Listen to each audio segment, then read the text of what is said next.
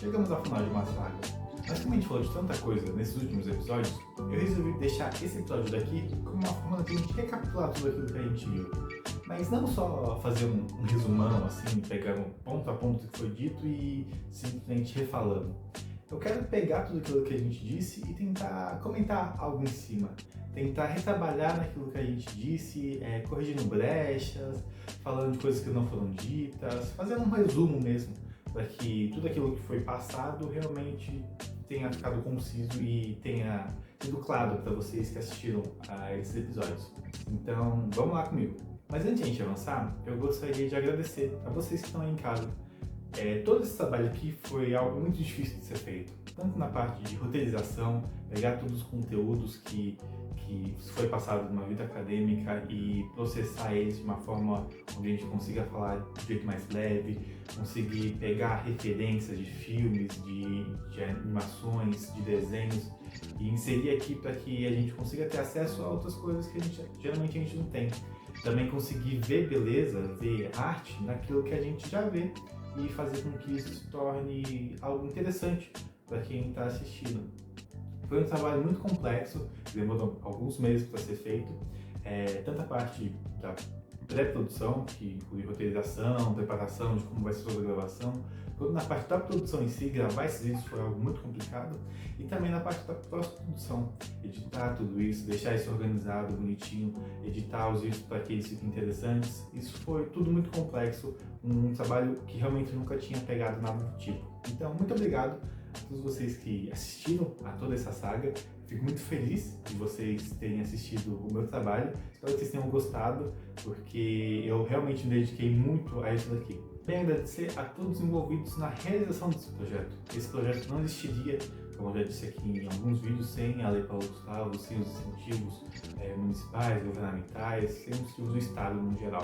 Então, muito obrigado ao Lei Paulo Gustavo por ter possibilitado que eu conseguisse expor um pouco do meu conhecimento, um pouco das minhas paixões aqui nessa saga que a gente fez, nessa curta saga que a gente fez.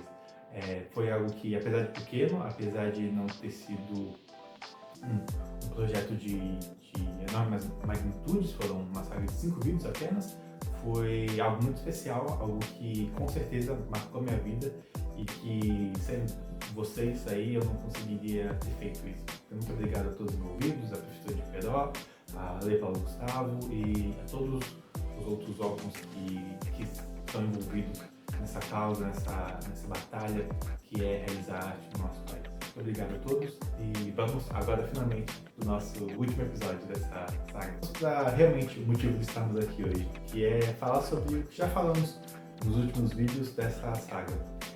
Durante essa jornada a gente conversou sobre algumas coisas, né?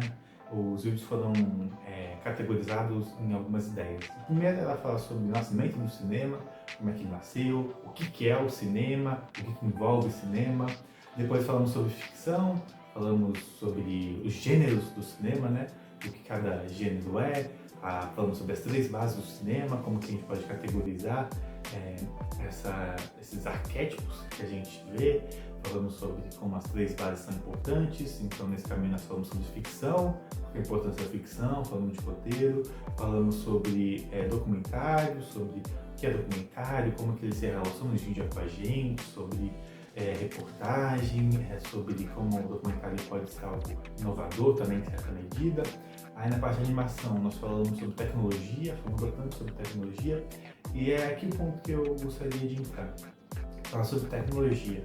E o que se fala de tecnologia depois de 2020 é sempre referente à inteligência artificial. E eu gostaria de começar falando sobre isso porque é um ponto que eu tenho interesses muito grandes. Eu tenho alguns cursos, já tive aulas sobre inteligência artificial, sobre como usar a inteligência artificial para fazer arte, para auxiliar na arte.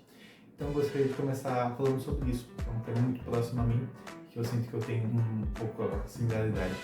E começando a falar do tema, eu gostaria de sugerir um documentário que ele é muito importante para essa área da tecnologia. O nome do documentário é AlphaGo, fala sobre um jogo oriental. O nome desse jogo é Go. E esse jogo é tido como muitos e muitos anos além do xadrez. É como se o jogo fosse...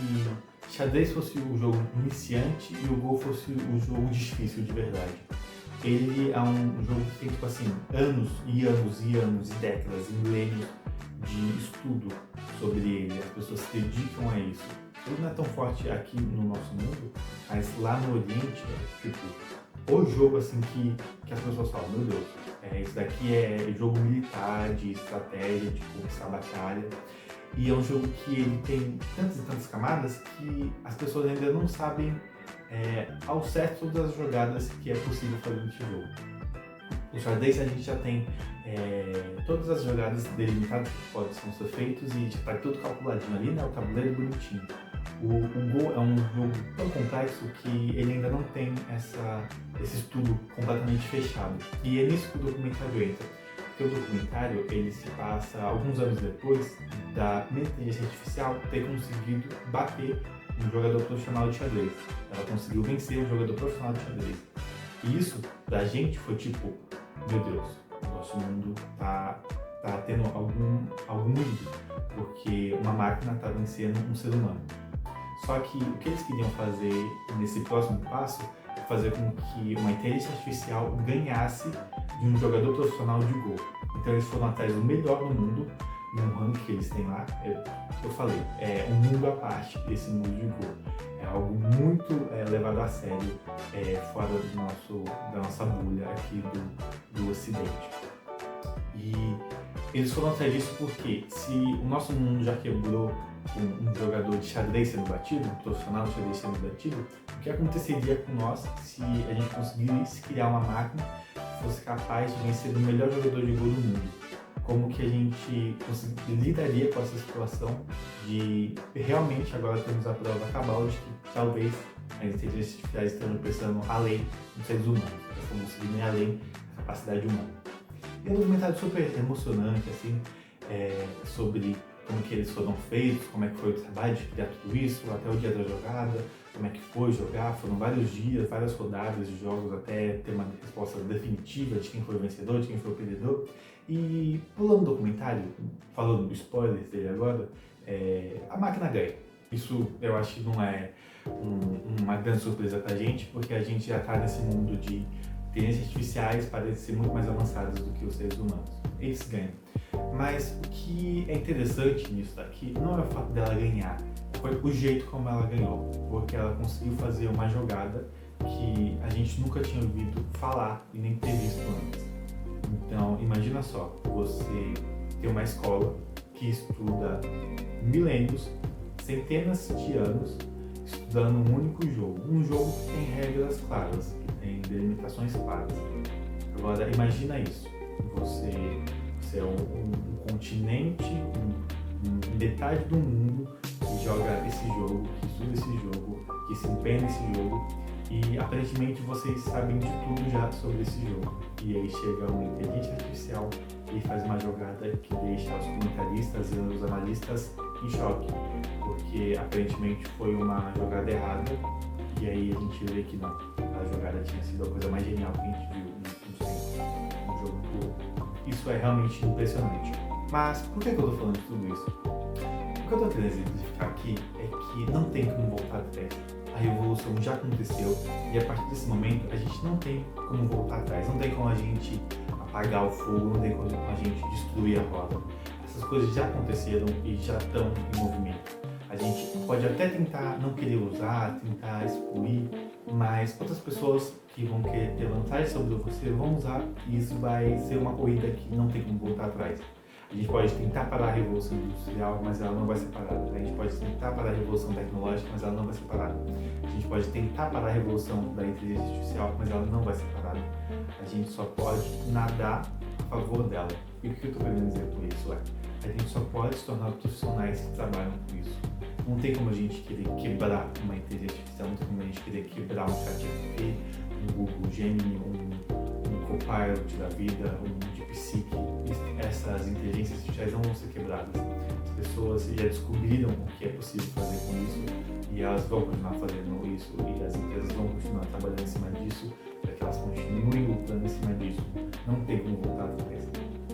E se a gente gente quer viver nesse mundo, quer produzir nesse mundo, quer trabalhar nesse mundo, a gente tem que usar isso. A gente pode até ficar no nosso mundo e falar, olha, o meu estilo artístico, o jeito como eu faço arte, não é isso.